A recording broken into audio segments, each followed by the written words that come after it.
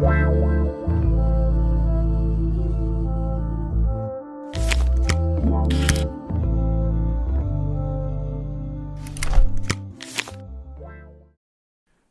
à vous tous en ce dimanche où nous souvenons de Saint Pie X. C'était un pape qui a beaucoup insisté pour que nous sanctifions toujours le dimanche, en particulier en participant et recevant la Sainte Eucharistie. C'est même lui qui a permis aux enfants de recevoir Jésus dans l'Eucharistie de leur plus jeune âge. Que chacun trouve un moyen de participer à la Sainte Messe où qu'il se trouve, qu'il soit oscillé d'une église évangélique, qu'il ne manque pas le culte de dimanche. Aujourd'hui, plus que jamais, nous tous, chrétiens et croyants en général, nous devons tous être unis dans la prière pour la paix et la récupération des valeurs humaines et chrétiennes que Jésus nous a enseignées, afin que nous puissions être heureux et protéger la planète. En même temps, profiter de la journée de repos pour être plus en famille. Comme pilule, vivons l'instant présent dans l'amour de Dieu et du prochain. L'évangile d'aujourd'hui qui est pris de Saint Luc chapitre 13 du verset 22 au 30 nous présente Jésus qui passe en enseignant dans les villes et dans les villages, se dirigeant vers Jérusalem où il sait qu'il doit mourir sur la croix pour notre salut à tous. C'est dans ce contexte que s'insère la question d'une personne qui s'adresse à lui en disant « Seigneur, est-ce le petit nombre qui sera sauvé ?» La question était débattue à cette époque. Combien se sauveront? Combien ne se sauveront pas? Et il y avait différentes façons d'interpréter les Écritures à cet égard selon les textes que l'on utilisait. Mais Jésus renverse la question qui s'occupe davantage de la quantité, c'est-à-dire est-ce un petit nombre? Et situe en revanche la réponse sur le plan de la responsabilité en nous invitant à bien utiliser le temps présent. Il dit en effet, luttez pour entrer par la porte étroite, car beaucoup, je vous le dis, chercheront à entrer et ne pourront pas. Par ces mots, Jésus fait comprendre que ce n'est pas une question de nombre.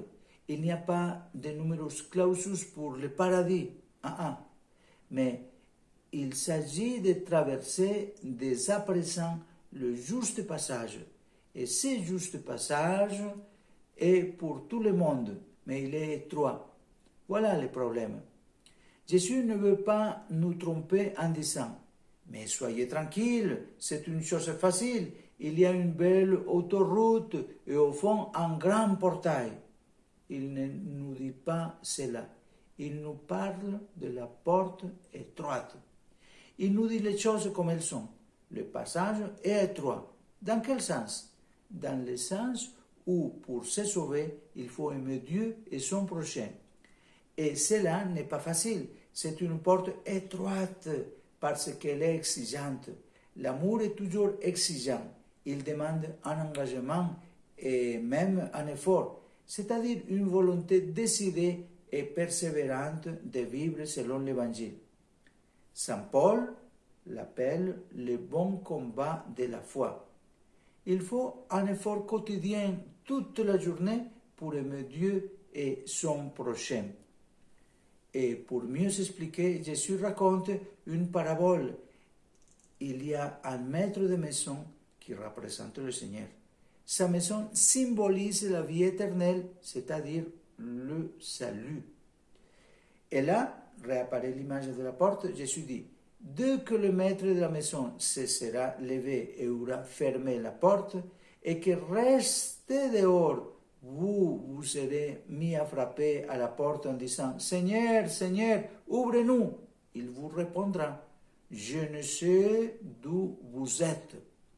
Alors ces personnes chercheront à se faire reconnaître en rappelant au maître de maison: j'ai mangé avec toi, j'ai bu avec toi, j'ai écouté tes conseils, tes enseignements en public. J'étais là quand tu as fait une conférence. Mais le Seigneur répétera qu'il ne les connaît pas. Et il les appellera: vous tous qui commettez d'injustice. Voilà le problème. Le Seigneur ne nous reconnaîtra pas par nos titres. Mais regarde, Seigneur, j'appartenais à cette association, j'étais ami de tel monseigneur, de tel cardinal, de tel prêtre.